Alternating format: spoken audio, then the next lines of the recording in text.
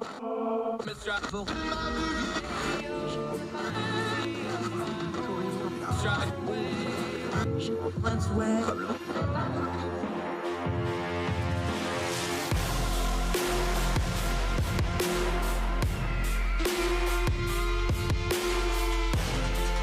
your host, Andrew Donaldson.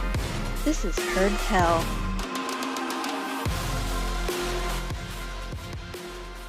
Heard Tell Radio, and I'm Andrew Donaldson. Thank you so much for joining us on this Tuesday, December the 14th. We're thrilled that you're with us. Appreciate you taking the time as we spend a little bit of time trying to turn down the news cycle noise a little bit on some of the information we really need to get to. We're going to talk a lot of media on the program today. James Chernowski from Young Voices is going to join us. We're going to talk about internet regulation, things like 230, things like Facebook, things like video games, and why they're so important. Also going to talk a little bit about how media headlines get distorted a little bit later on in the program.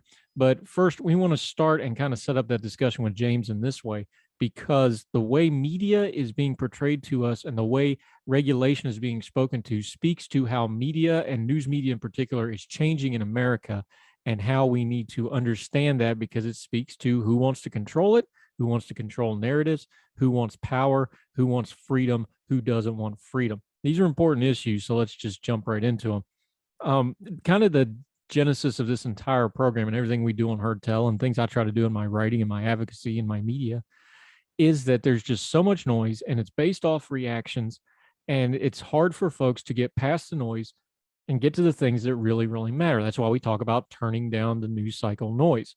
Well, part of the problem here is I don't think people fully understand sometimes how much news media is changing.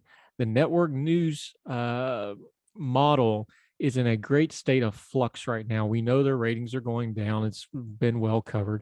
We see things going on like at CNN that we've talked about with the Cuomo situation and other things, where you just have some rot level corruption on top of everything else, because the media model and the money involved, because you have somebody with a multi-million-dollar contract and the model is getting a little tight, and it's hard to just cut people loose like that. So you end up tolerating things you shouldn't tolerate. Let's just be adults and call it what it is.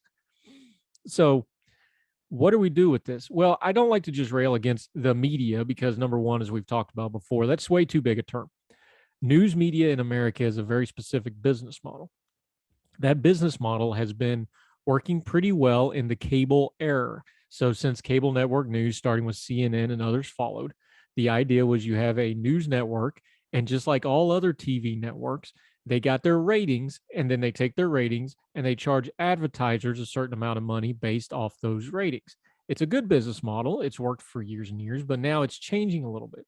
Reading from the Wrap here, the numbers way back in 2019, already back then, over 70% of people had some kind of a streaming service. By 2021, it's estimated it'll be over 80-some%. Now, not everybody got rid of their cable. A lot of people have both of some sort or another, but it has changed the model.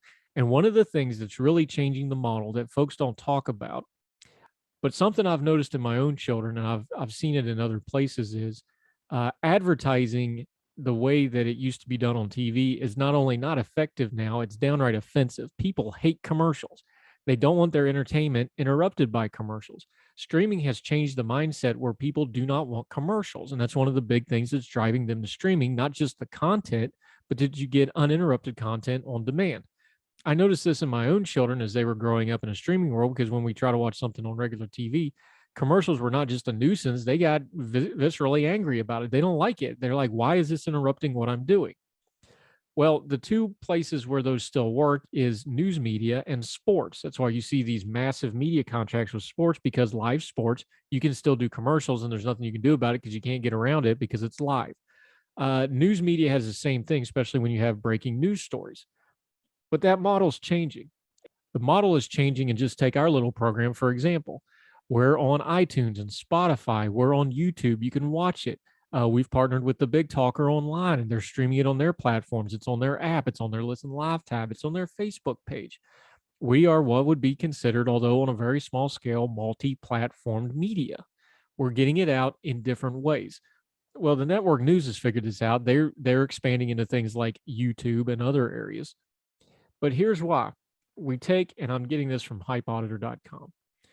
If you take the listing of most viewed news and political YouTube channels in the United States, you start understanding the situation that network news is in. Vox.com, the publication company, the number 3 ranked right now in the world, averages 129,000 views. Okay. That's more than Fox News and CNN on YouTube combined and doubled.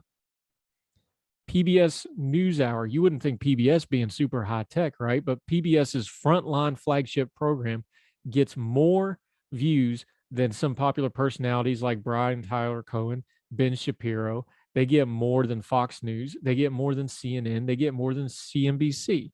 Now, that would kind of think of PBS being maybe stodgy or an older audience, but they're doing great on YouTube on demand video. And then you have individual people that are doing extremely well. Well-known pundit and lawyer Glenn Kirshner does more views than CNN it does itself. We already mentioned Ben Shapiro, who's in the top 25 of all YouTube channels right now. And then there's some really unsavory people that do very, very well, like Paul Joseph Watson, popularly known as Prison Planet.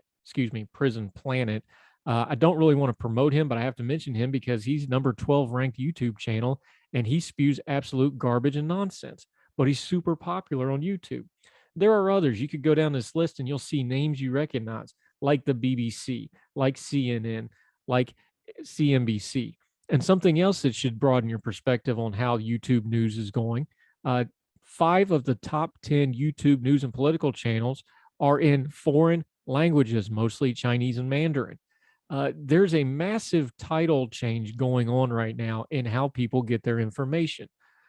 How we take all this information in goes to the heart of how we see our world, how we perceive our world. It's very important to understand that something is changing here. Let me give you another example that you may not have heard of. Have you ever heard of or heard tell of Twitch? Twitch was started as a way for video gamers to stream themselves playing video games and comment and have followers. It's a monetized platform. They can make, there's actually professional gamers. They make a lot of their income from Twitch, people watching video games. Now, that sounds kind of silly until I watch my own kids. They like to watch people play video games. When I was a kid, if you were watching someone play a video game, that usually started a fight because it means you weren't getting a turn. But it's a massive business model. It's a billions of dollars business model. E-gaming is huge. But something you might want to keep in mind is just how fast this stuff changes. Twitch is now becoming very, very popular for political commentary. It's a lot of more left-leaning and progressive commentary now. But one of the reasons I partner with things like Young Voices, they keep me young and explain this stuff to me like I'm 5 years old because I don't understand it. A lot of liberty-loving and freedom-loving people from the right and the libertarian movement are moving into streaming. They're streaming on YouTube and they're streaming on Twitch. You wonder, and Twitch has anywhere between 3 and 5 million people watching it at any given time. That's a huge audience. It's a very young audience. It's a very raw audience. And they're very culturally different because they're endued into that gaming world. They view the world differently. They communicate differently. It's almost like its own language. And that is now the cutting edge of what is going to be coming in culture and politics. So when we're complaining about the news media or the mainstream news media or legacy media or whatever you want to call it, we need to understand that what we're seeing right now is not the same as it will be in 10 or 15 years. Remember, we're only about 25 years into the internet age. That's not a really long time when it comes to technology, but when it comes to cutting edge technology, that's Jurassic almost. Think about it this way, if you will. The MTV generation is getting ready to retire. The Twitch generation is just getting their foothold. And in 15, 20 years, they're going to be the ones in charge of everyone. So when we talk about all those streamers that are watching video games and talking to each other, they're talking politics. They're talking culture. They're talking the things that really matter. And they're doing it in a really raw, unfiltered way because they have a lot of freedom of speech there that network news and some of the streaming platforms and things like social media do not have yet. At some point that'll change. Twitch will, like everything else, it'll evolve and it'll have to change a little bit. And more conservative voices will get involved there, just like they did with network news when we saw the rise of Fox News, or on massive social media where conservatives have more and more gotten a presence. Everything evolves, everything changes. But keep that in mind that whatever you're frustrated and outraged about media model wise now, it's probably already obsolete and we don't even realize it. like Twitch changing, like TikTok. If you're just on Facebook, you're already considered a fuddy-duddy to those folks. And if you're not on any of it and just watching your cable news, you're even further behind. Time waits for nobody. All things, folks, we need to keep our bearing and understand that there's people way ahead of us on this media stuff. We should do our best to keep up. And if we're just being outraged all the time, we're just playing into the model. It makes us marks. We don't want to be marks. We want to be smart consumers of the news so that we can take the information and make our families, communities, and world a better place. Lots more Heard Tell Radio right after this.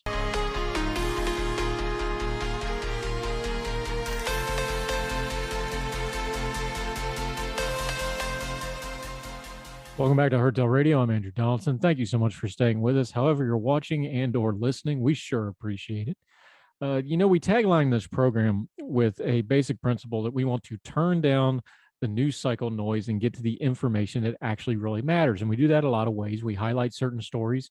We criticize certain people. We try to cut through what is just outrage and reaction and get to things that actually matter. We talk to a lot of knowledgeable guests because that's another way to get a lot of good information. Guests that you don't see on mainstream media news programming that have the same 6 or 7 people on every panel, no matter what the topic is. If we want cybersecurity information, we talk to a cybersecurity information person. If we want to talk economy, we try to find somebody that's knowledgeable in the economy. Legal, we have on people that are lawyers or understand the law in specific areas. This is just common sense stuff on how to approach news stories. And one of the biggest ways we need to turn down the noise of the news cycle is being aware of how the news is presented to us. Now, as an editor at Ordinary Times, I'm cognizant of how I title a piece or how we do the little blurbs and the social media promotion of it affects greatly whether people want to read it or not. But that's why for Ordinary Times, most of the time, with a few exceptions, we pull direct quotes directly from the piece and use that for the social media promotion. That way the piece kind of speaks for itself and it just kind of keeps you out of trouble in a lot of ways. But media is a business, especially print media, especially online print media. So when the Washington Post does something as one of the linchpin news publications in our media discourse and in our cultural and political landscape, we should be aware of how they're doing things. For example, a headline from the Washington Post for December the 11th, vaccine holdouts in the U.S. military approach 40,000, even as Omicron variant fuels calls for boosters. Wow, God, that sounds terrible. How can that be? That's horrible. Well, then you read down a little bit. That's 3% of the military. Actually, a little less than 3%. And a lot of that number is people that are either waiting for paperwork for medical and or exemption waivers, and a large amount of people who will be leaving the service, leaving the military in due course. So therefore, they're not going to be required to get it because it's within a certain time frame of their out processing from the military. So it's not even a full 3%. But a 3% headline doesn't scream loudly. A 3% headline does not play into the narrative of, oh my gosh, these military people are not complying. Oh my God, what are we going to do? That's noise. It's something to get you to react to it. It's something to play into your priors, whether you're somebody that is very pro-vaccine and wants everybody to have it, or somebody that is skeptical of the vaccine. You're going to react strongly to that headline based on your priors. Now, I don't know that we'd call it unethical. We could call it irresponsible. But let's just be adults and say this is the media environment we live in. This is how media is done. We have to get a headline to get people to read the thing. And people that do media, myself included, sometimes we're guilty of doing that. We'll juice the headline a little bit. We'll juice the lead a little bit, they call it. We'll juice the blurb up a little bit to get you to read the piece. But we need to be cognizant to stop reacting to just blurbs and headlines, especially on social media, which lack all forms of context. You got to actually read it. Usually you get 3 or 4 paragraphs into a story and you find out that it has the nuance that the headline missed out on. So in this example, screaming that the military is not complying and there's all these people in the military that aren't going to comply and they're just disobeying orders and it's chaos and everything and it's just turned into the Muppet Show. No, that's completely inaccurate. 97% of the military is now vaccinated. Less than 3% is not. And a lot of them were going to have legitimate reasons because they're either waiting for paperwork or they're getting out anyway so they don't have to meet the mandate. So settle down and don't react to silliness like this. It's very frustrating for folks to have to wade through bad information that's being presented this way, when if you just presented it accurately, it would tell a better story in the first place. Most of the military is complying to the vaccines. The folks that are not complying, most of them have a good reason, or they are seeking a good reason, and or it's not going to apply to them because they're getting out anyway. There's nothing wrong with that story. It's a story that fits our times. It's a story that accurately portrays what's happening. And it's a story concurrent because the military is a reflection on wider society. Most people are getting vaccinated. Some people have a problem with it, and they're seeking other means of dealing with their situation. It doesn't mean we need blaring headlines. We don't need more fodder for online culture wars or political wars or whatever you want to call it. So when you see headlines like this, always make sure you read a couple paragraphs in before you just react to it, or before you just smash the send button, because you're not helping anybody. Shame on the Washington Post, who knows exactly what they're doing this stuff. 3% doesn't make a great headline. 97% doesn't make a great headline. 40,000 people fed into people's priors, that moves copy. But it shouldn't. And it's not all their fault, because we shouldn't be falling for it. More Heard Tell Radio coming up right after this.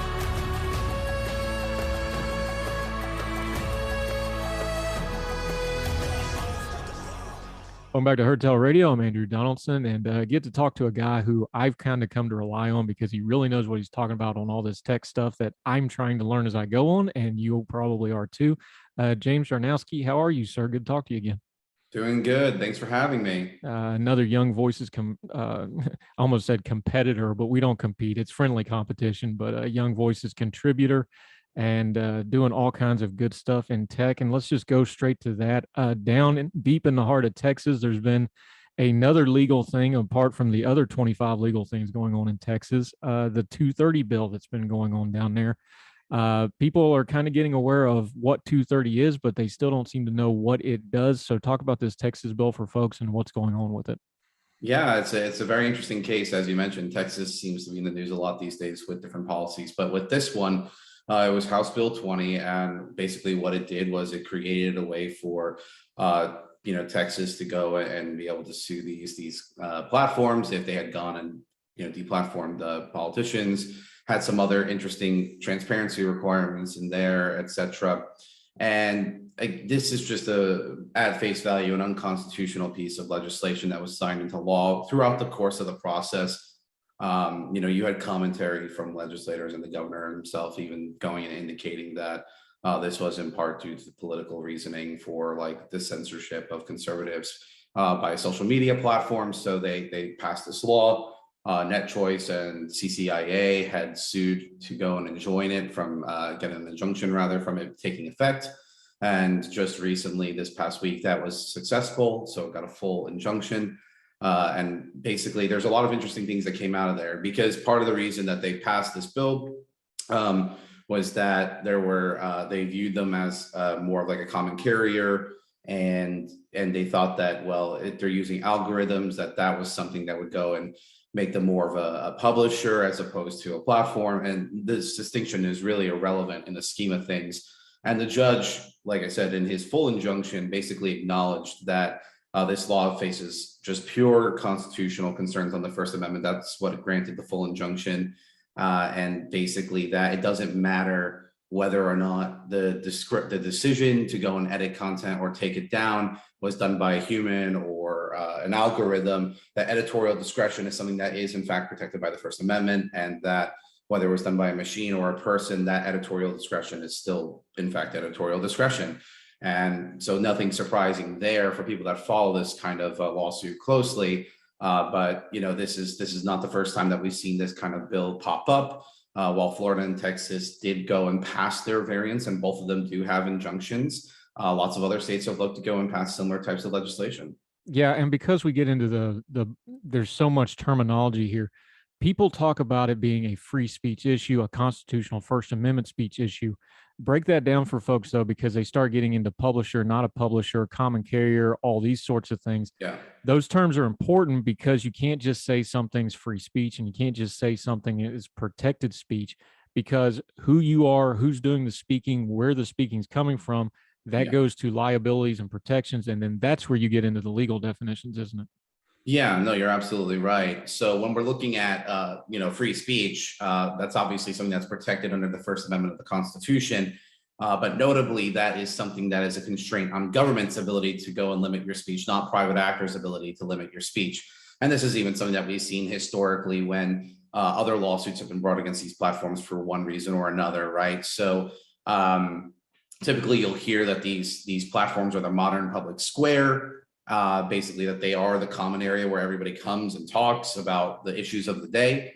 And we saw this in a case called PragerU v. YouTube, where they argued that they were being censored because YouTube was essentially putting this tag on them, and that because YouTube is this modern public square, that they were being censored, and the court threw them out of that too, because at the end of the day, these platforms are not public squares. Common carrier restrictions are things that we see normally on like our cell phone, companies and utility companies. But that kind of style of regulation does not even preclude those companies from having First Amendment rights. They would still be able to have that freedom of association. It would be a little bit narrower, but it wouldn't change the fact that they could still do a broad stroke of what they're able to do right now. It would just be underneath the First Amendment. So when we're looking at this issue, it's very interesting, because all 230 is, at its core, is a procedural law to go and assign liability to who is responsible for the speech, right? So if I go and say something defamatory about you on Twitter, not that I would ever, but if I did, and you wanted to sue somebody, it doesn't make sense to sue Twitter. They were not the people who spoke the defamatory commentary about you. I was, so you should be suing me, not Twitter. And that's all 230 does, is make sure that a website or any website does not get overly litigated by these claims that this website hosted content, even though they were not the speaker of that content or the generator of that content. And the thing that distinguishes these things from the public square is because you don't have to check that little box that everybody checks and nobody reads the fine print on. When you go into the public square, the content consents when you go onto these websites. That's part of what's going into. And then the other part of this that folks probably are now aware of, because Facebook is spending millions and millions of dollars to make sure everybody knows about this. 230 predates most of what we think of as the internet, and especially what we think of as social media, because it's an older law, but it's still applicable, isn't it? So when we see these ads from Facebook of I'm younger than 230, shouldn't it be regulated? That should kind of throw up red flags. It's like, well, wait a minute, the law's been good for this long and it predates. It's not just that it's old, it's what's actually in the law that matters here, isn't it? Yeah. So I know that one of the popular lines of commentary typically is that we've seen with the Facebook papers and Frances Haugen, she's claimed that Facebook doesn't want 230 changes, which would be quite an interesting use of precious company resources to spend a multi-million-dollar ad campaign advocating for 230 reform if you did not in fact want 230 reform. I think that there's reasons that those companies want it. That company wants it, and certain others would like to see that happen. But at the end of the day, the law, it's funny because people do like to say that it's old, 25 years. The internet was not the same as it was back then. All those things are true. But when they did 230, we have the authors of the text, both of them still alive, and it was very forward looking. It wasn't just about the internet of today, but they had a vision of the internet of tomorrow that could be broad and diverse. And this is still very true. I know that we think that there's just this vacuum of having Facebook and Twitter and YouTube, but the reality is that the broader internet ecosystem is far more diverse and far more competitive than that. And we see that across generations. So whereas like my grandparents would barely be having, Facebook, I'm using Facebook, Twitter, Discord, a whole bunch of things to multi-home where I want to go and have my speech and what I'm doing. And then Gen Z makes me feel like a dinosaur because they're going and doing all that and then some. And that's really where we can see a lot of variety in what the internet houses. And it tailors to each individual person, which is what I think is the nice part about it. But none of it is possible if we don't have 230. If it's eliminated or if it's reformed, there are legitimate risks that those companies, in lieu of wanting to go and deal with any kind of litigation, would rather just not host that user-generated content at all, which would be terrible for a lot of people that I think have benefited from having this relatively open internet. If you just look at the number of people that have been able to make a living off of being on YouTube, being able to have their own channels and advertise and do like their video game reviews or whatever. That wouldn't be possible if we had more stringent liability. It would be limited for sure, and you'd have more gatekeepers, which means that I think that we would have a lot less speech overall, and that would be very unfortunate. Since you brought it up, I know one of your areas of interest, and it keeps overlapping more and more into the tech stuff and the 230 stuff you talk to, but video games. Um, you talk about the generation gap there a little bit. The thing is, the video game discourse doesn't seem to have anything creatively or new to it. It just seems to be regurgitated, because I'm old enough to remember when video games and MTV and rap music was going to ruin the country, and looking at how it is now as I enter my 40s, maybe they had a point, but I still think Tipper Gore was wrong, and I still think we should have some freedom, and I still think it's a parenting thing and not a government thing. But things like this legislation, this affects things like video games, because I don't know that people that don't game understand how integrated gaming is now to social media, to the internet. Twitch is one of the fastest growing political realms in the country. I don't think a lot of people that aren't on it even realize that that's where the kind of the bleeding edge on a lot of this stuff is. Talk about that. We also need to have these protections for gamers, because they are really becoming their own little cultural and political scene, and they're rising, and they're getting more and more attention, and they're going to have, I think, over the next 10, 15 years, you're going to see a lot of influence coming from those folks. You're absolutely right, Andrew. The reality is that the video game industry has been one of the fastest growing over the past 10 years plus. And really during the pandemic, that accelerated by a significant margin, because with everybody being locked down and staying home, you had video game console purchases soaring. So a lot of people were really getting into video gaming on consoles that were not previously doing that. And that was actually great to see. But at the end of the day, video games are a conduit for people to express themselves, right? So going back to this user-generated content concept, if you're a streamer on Twitch, that is something where you're expressing your views. People are constantly putting in comments as you're streaming. And if we're going and doing reforms, that might make it more difficult for people to express themselves when they're either talking or when they're having comments in their thing. They might want to disable that because, like, for example, I'm trying to remember, oh yeah, this was in Australia, where the court said, oh, you would be responsible for the comments on your Facebook pages. And this was to a news publisher. So how do you think that's going to go and affect free speech on the internet if your comment section can make you liable for things that are said there? You're probably going to like to turn off those comments. You're probably not going to let people comment on your things. You're probably going to be more, guarded in terms of what you're saying when you're talking about whatever. So that's just something I think that's always overlooked. Just think about any video game that's major right now. Call of Duty, that has a voice, chat function, right? That's still user-generated content in its own way. And again, if you're imposing any kind of liability, it's something that I think with that internet function does make it more significantly difficult for people to express themselves digitally. And I think that would be a shame for the video game industry in particular, because one of the things that video games have done very well, especially with the iteration of the internet, is connecting people from all over the world to be, able to understand one another, to have new friendships that wouldn't be possible. Like, I wouldn't have half the friends that I have today without having this digital ecosystem that we have, whether through my gaming or through social media. Like, all of it is so intertwined that if we have any kind of significant changes, it would fundamentally alter the way that we would interact with each other moving forward. And that would be a shame.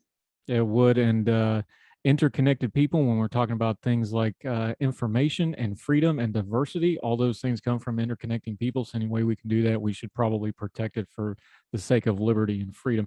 James Chernowski, you're fantastic, my friend. Let folks know where they can find you and follow you. Yeah, you guys can always follow me on Twitter at JamesCZ19. I have a personal website at jameschernowski.com where I go and post any of my latest writings and things of that nature. But always look forward to having a conversation with you, Andrew. Thank you for having me on. And you can follow him at Twitter, which I do because it shortens down his name and it's just easier for me to type. But I always appreciate you, my friend. Great information. Thank you for your time. We'll have you back soon. Thank you. Thank you, sir.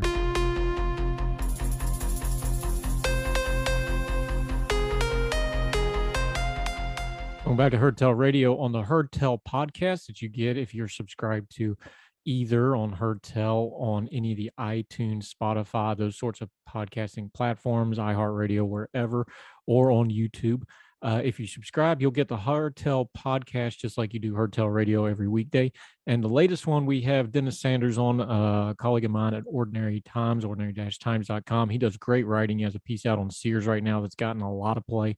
The downfall of Sears. Somebody I really respect, somebody I love to talk to because we both come from different backgrounds and different perspectives, but we overlap on a lot of stuff. We disagree on a few things, but a man of great perspective and wisdom who I always listen to. On the latest Heard Tell podcast, we talk about identity and what it means to be an American and how that's affecting how we view our country, how we view our media, how we're treating each other and talking to each other. I want to play you a segment of that conversation. Really proud of it. You can hear the entire thing if you're a subscriber, so please do that. It's free. It only costs you a click. Otherwise, please listen to this clip of Dennis Saunders on the Heard Tell podcast.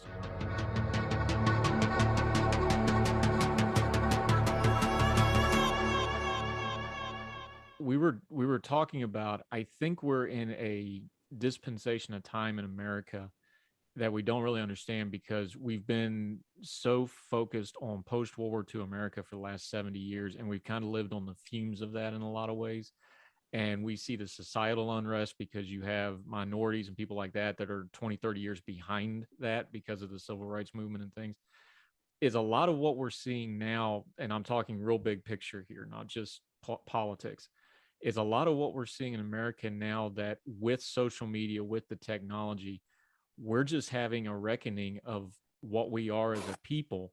And because everybody has a voice and everybody has a face online now, and everybody has an ability to amplify and interconnect, that we're just having a long overdue reckoning of, hey, this really is a big, very diverse, very pluralistic society. And there's a battle royale that's just got to be worked out because people are just, for the first time, a lot of them realizing that, hey, there's most of the people in this world and in this country aren't like me at all. And there's millions of them. Is that kind of big picture what's really going on here? Is just for the first time people are having to deal with, oh, my little conclave that I grew up with, I'm a global citizen now, and people are having to try to work that out, and some of them aren't working it out real well. I think it is. I think we have been for a long time, and the way our whole reality has been shaped up has been the post-war consensus. But that consensus actually probably broke down in the 80s. And I think we are living with those fumes. But the 80s were so good. See, not to interrupt you, but that's where I think that's where the breakdown is, because we had the economic resurgence in the 80s. I think, and I was a baby. I remember the late 80s because I was born in 1980. But explain what you mean by that to folks that are maybe younger or just haven't thought of it that way, because people think of the 80s as a really good time in America. How can that be where the breakdown occurred? Because things were good in the 80s. We had, pop culture explosion and MTV. Explain what you mean by that, because it runs counter to what a lot of people think that time was. So explain that a little bit, if you would, please, sir.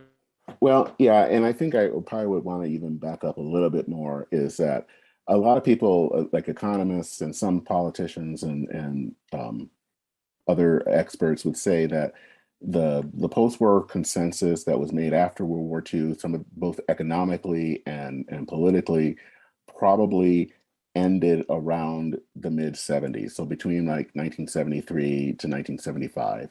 So when you, and we know what happened right around that time. So. Exactly. Yeah. And I don't really remember that time much, because at that time I was a kid, and I was born in 1969. So I don't remember the consensus. And we all know what happened with the 70s economically and all of that. The 80s, I think the reason sometimes we remember it so fondly is that things did get better. And I think sometimes, even though it got better, that doesn't mean that the consensus hadn't, that things weren't changing. That I think the economy was still kind of changing over. There was still lots of movement of what things were happening. If you lived in Michigan in the 1980s, it was a mess because the auto industry was changing. We were dealing with competition from Japan, but we were also dealing with technology, and that you didn't need as many people to make cars and all of that. So though there were things that are happening, even though I think the wider economy was doing rather well, um, there were parts of it where things were changing. That was also, the rise of I think the tech industry becoming greater. So, even in those times of change, and even in the times when a consensus has ended, there are going to be good points. I think that there are going to be times where things go well. And I think that went into the 90s as the economy was still going strong. It was probably even better than it was in the 80s. Where it kind of faltered and where we started to have problems, I would say, is probably around the year 2000 politically, because of course that was the year of that election. And then I think that caught up then in 2008 with the economic problems and the crash of the market and all of that. Those two things together, I think, really just kind of shattered any illusion that things were still going well. I mean, there was already a lot of change. Like I said, there was been a lot of change going in the 80s and 90s, but no one really noticed it as much because the economy was doing so well. When the economy wasn't doing as well, and then also when Washington wasn't doing as well, that's when we started to see things happening. Top that off with the fact that our society was changing. We have, I think, for a long time, especially during the post-war consensus, World War II consensus, to put this probably in the most crudest way possible, we still thought of ourselves as a mostly white nation. That has been changing dramatically over the last 40, 50 years. Immigration and other things have changed in that we are much more diverse than we ever have been. And that's going to bring up a lot of questions and a lot of friction. This is why I think why we have this whole thing about the 1619 project and all of the kind of craziness on that, is that we're all trying to figure out, okay, so now we have this country, and what does it mean to be an American? What does it mean to live in America? What does it mean that we are a democracy, but yet we also have this horrible history of slavery or how we treated Native Americans? And so we're all trying to deal with all of those issues. Some, actually most, not very well. And so I think a lot of what we're seeing is, I think you are correct, that we're heading into something new. And I think we're all nervous about it. And to talk about social media for a second, I don't know if you've read or heard much from Martin Gurry, who talks a little bit about, how the media was once, that there were kind of gatekeepers in the media. And of course, you only had at one time 3 networks and all of this stuff. And, with social media now, anyone can say anything. And there are people who don't like that. They wish that we could go back to what it was, but that horse is out of the barn and into the next county and down the valley and into the next state. I mean, it's just gone. I don't think we can go back to what we once were. I think we have to figure out what it means to live now in this era of social media, and instead of trying to long for some day that it is just not coming back. I think it's something else too, and not to get overly poetic about it. I love my country. I'm very open about what I think about America. I think my bona fides are a patriot are pretty well established at this point for a lot of reasons. I love my country. Part of this that we're talking about is understanding that I love my country. Other people also love our country, but they love it differently, and they express that love differently, and they got there differently, and almost like a family relationship, not to beat a metaphor to death, but their relationship with the country has different baggage than mine, and they have different experiences with their country than I do. And unless you're just going to really do a deep dive into history, which granted guilty because I'm, a history guy at heart. My dad was a history teacher and made sure I knew all that stuff. A lot of people just don't have, maybe they've never taken the time to understand that, hey, they can still love this thing that I love. They're just loving it differently, and they're loving it from a different point of view. But that's not just advanced citizenship, which America demands of us. That's advanced adulting. And yes, I don't think it's something we can really teach. I don't think you certainly can't legislate it. You're not going to make people do it. But I think it's a modeled behavior and an advocacy thing where we just have to keep pushing people to go like, hey, part of one of the great freedoms in America is the freedom to be wrong. And it's okay if their view of our country is different. And it does, even if they're critical of the country, that's something I've had to mature and kind of grow up about, is like, just because they're critical of the country and I love my country doesn't mean they don't love their country. A lot of them are critical because they care so dang much about it. It's coming off as anger and it's coming off as frustration, and they want things to be better. This isn't just a political thing. This is adulting. This is grown, it's cultural. this is grown folk stuff. And there's just not enough people at the grown folk table to talk about this right now, because people keep coming with mess and getting sent to the kids table. I don't know what kind of family you grew up in, but that's how it works. Grown folk talk at the grown folk table. That's a privilege, not a right. And it seems to me that those are the things that we just don't have a good way of dealing with right now of, hey, this is the advanced adult citizenship we need to work on to maintain being a great country. And I think maybe we're in some growing pains, or maybe birthing pains, because we're still a young country. Maybe this is just the birthing pains of making a great society that's going to last more than 200 or 300 years. If you're going to have that 1,000-year thing that a lot of countries and societies and cultures are, this is the process. Is that maybe part of it? Is like we just don't have a maturity to it? I think it is.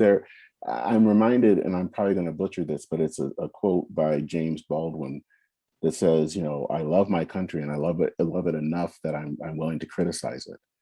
And I think for myself, being African American, and I think that this is something that I've realized, I think for most African Americans, is that we have to live with, in a way, with a duality. And the duality is that we love our country. I mean, there's a reason that Martin Luther King spoke and used the words of the founding fathers and the Declaration of Independence, because this is who we are. We are Americans. That's why we're fighting for civil rights. But you also know the past. I mean, I know my father growing up in Jim Crow, Louisiana. I know that I have, my ancestors were slaves. So that history, and how we have been treated in the past, and to be honest, we're still kind of dealing with some of those issues today, even though I think it's much better than what it was. And I think that for people, especially I think for white Americans, and there has been a certain view of America that has almost been perfect. That we haven't had any real big issues, and issues have all been solved. And I think that's kind of one of the things that are getting into the whole like critical race theory stuff. And I say this knowing that there are things you can be critical about critical race theory, but I think a lot of it is this fear of hearing about things about America that aren't always so great, that we weren't always the guys with the white hats. And so there's this fear that if I have to see something critical about America, then that means I hate America. And then that is not the case. This is a big, diverse, and I will also say complex country. But I think for all of it, I think we're a good country. But good does not mean perfect. Good just means good. And I think, part of that maturity will come from being willing to kind of understand our past, understanding some of the parts of our present that need to be corrected, and yet understanding that there are still things that are good about this country. Now, I probably should add on the other side of that, because there are people, I've been kind of basically talking from the right, from the left, of saying there you can have people doing things that are bad and they can still also be good people. That happens too. And we have to, I think, admit there are also good things about this country. Personally, I think, the fact that this country, barely 50 years after the civil rights movement, was able to elect a Black man to become president twice says something about us. I think that that's something that we need to also take to heart as well. And so I think there's a kind of maturity that has to come from, I think, both sides of the aisle, of being willing to deal with the good and the bad, and not kind of have this whatever kind of avatarish view of America.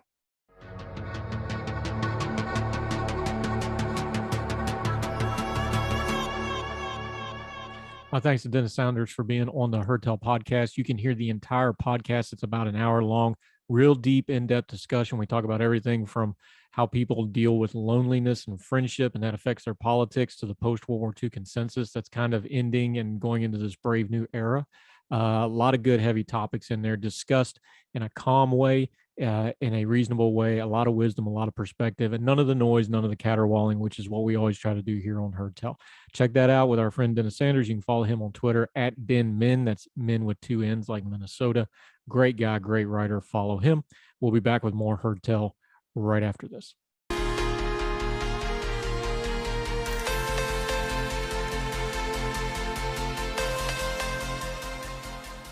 That's all for this edition of Heard Tell. Thank you so much for joining us today. However you're watching and or listening, we sure appreciate it. Leave a rating, a comment if the platform you're watching us on gives you an example of doing that.